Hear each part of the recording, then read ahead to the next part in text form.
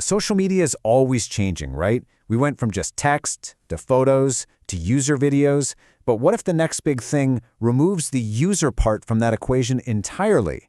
Well, it looks like a huge shift is coming, and it's from one of the biggest names in AI. Seriously, just take a second and think about that. Imagine you open up an app, but every single video, every face, every landscape you see wasn't filmed. It was just generated, cooked up by an algorithm. Sounds like something out of a sci-fi movie, doesn't it? Well, guess what? It's not science fiction. According to reports from places like Wired, OpenAI, the company behind ChatGPT, is actually building a social app where all the video content is made by its powerhouse AI, Sora. So, how on earth would this even work? Let's get into it, because this is where things start to get really fascinating and maybe a little bit weird. The easiest way to picture it is as the TikTok for AI. The user interface is going to feel really familiar. A vertical feed, you swipe up to see the next thing. But the huge game-changing difference? None of the content is from people's actual lives. It's all generated from text prompts. And this is the part that just breaks every single rule of social media that we've ever known. You can't upload anything from your phone. No photos, no videos, not a single moment that you actually captured in the real world. Your camera roll is completely useless here. And if you put it right next to TikTok, you can see just how different this is. Instead of your uploads, it's all AI. And check out the length, only 10 seconds max. That's tiny compared to TikTok's 10 minutes. And the main feature isn't some new filter or a trending sound, but this brand new idea called likeness tagging. That 10-second limit is a really big deal. It tells us they're aiming for these super short, punchy, almost GIF-like videos. Now, that could be a technical limitation for now, who knows? Or it could be a deliberate choice to create a very specific kind of fast-paced feed. So this brings up a pretty obvious question, right? If you can't upload a video of yourself, how do you actually show up in this synthetic world? Well, the answer is a feature that could totally change how we think about our identity online. It's called the likeness feature. So here's how it's supposed to work. First, you'd have to verify your real identity in the app. Once that's done, Sora's AI creates a digital version of you.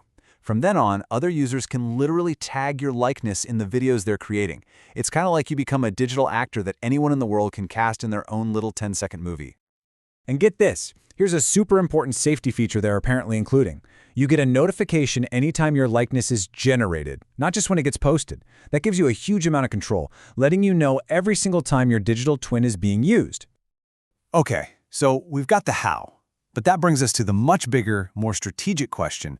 Why in the world would an AI research company want to dive into the absolute battlefield that is social media?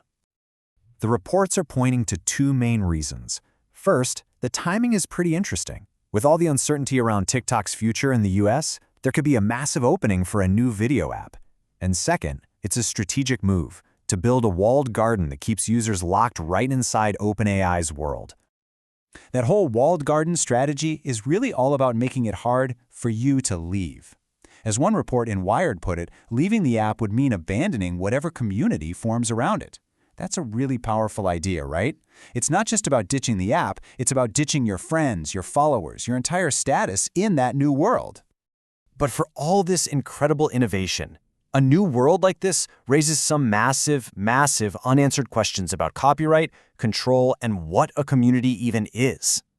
So first up, the huge one, copyright. Apparently, the app is planning to use an opt-out system. Now, what that means is the AI could just go ahead and create stuff that looks like copywriting material by default. The responsibility, the burden, is on the original creators to find it and ask for it to be taken down. And that is a very controversial way to do things. This just opens up a flood of questions we really don't have answers for yet. Like for starters, who actually owns the video that gets made? Is it the person who wrote the prompt? Is it OpenAI? Or is it the person whose digital likeness got used? And staying on that topic, is it really fair to make artists and creators constantly have to play defense, policing a giant AI platform just to protect their own work? And then you have to zoom out and ask something even bigger. What does the word community even mean when it's built on content that isn't real?